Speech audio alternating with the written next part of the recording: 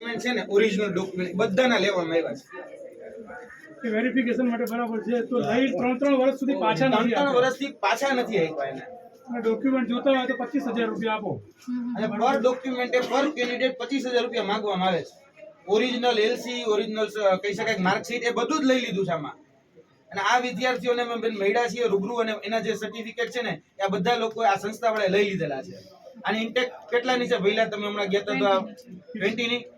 બરાબર ત્યાં પૂછો તમે છોકરાઓને 60 ઉપર છોકરાઓના રજીસ્ટ્રેશન થયેલા છે 60 ઉપર 20 ની ઇન્ટેક છે તો 60 ઉપર છોકરાઓના રજીસ્ટ્રેશન કઈ રીતે થયા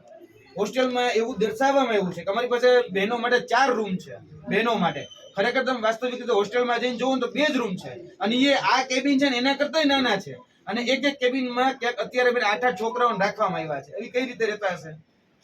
બાથરૂમના દરવાજાઓ તૂટી ગયેલા છે બેન જે નાની દીકરીઓ અહીંયા ભણે છે ને એના બાથરૂમના દરવાજા નથી બિચારા બાથરૂમ જાય તો જાય કઈ રીતે